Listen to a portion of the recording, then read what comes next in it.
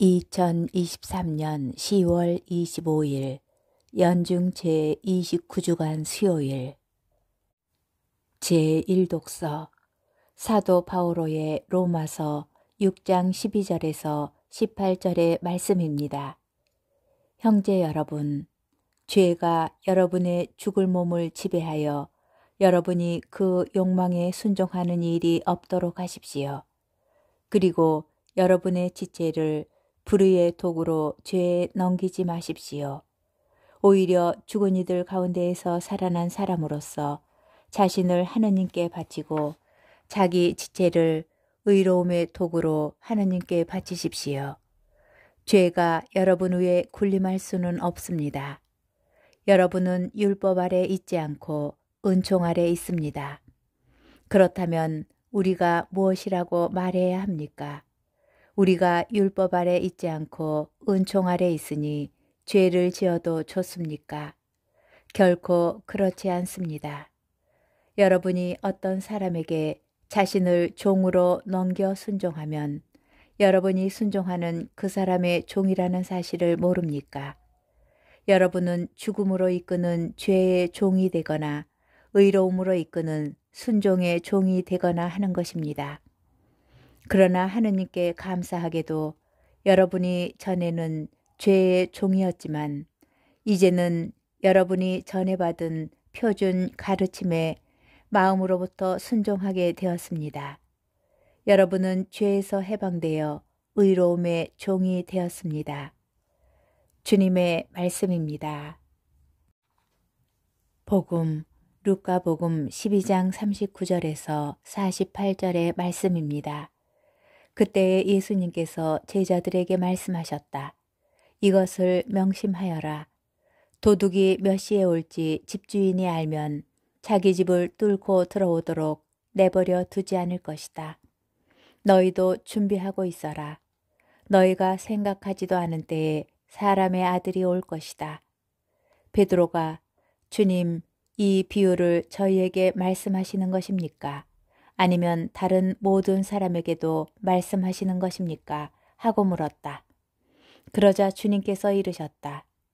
주인이 자기 집 종들을 맡겨 제때에 정해진 양식을 내주게 할 충실하고 슬기로운 집사는 어떻게 하는 사람이겠느냐? 행복하여라. 주인이 돌아와서 볼 때에 그렇게 일하고 있는 종. 내가 참으로 너희에게 말한다. 주인은 자기의 모든 재산을 그에게 맡길 것이다. 그러나 만일 그 종이 마음속으로 주인이 늦게 오는구나 하고 생각하며 하인들과 하녀들을 때리고 또 먹고 마시며 술에 취하기 시작하면 예상하지 못한 날, 짐작하지 못한 시간에 그 종의 주인이 와서 그를 처단하여 불충실한 자들과 같은 운명을 겪게 할 것이다. 주인의 뜻을 알고도 아무런 준비를 하지 않았거나 주인의 뜻대로 하지 않은 그 종은 매를 많이 맞을 것이다. 그러나 주인의 뜻을 모르고서 매 맞을 짓을 한 종은 적게 맞을 것이다. 많이 주신 사람에게는 많이 요구하시고 많이 맡기신 사람에게는 그만큼 더 청구하신다. 주님의 말씀입니다.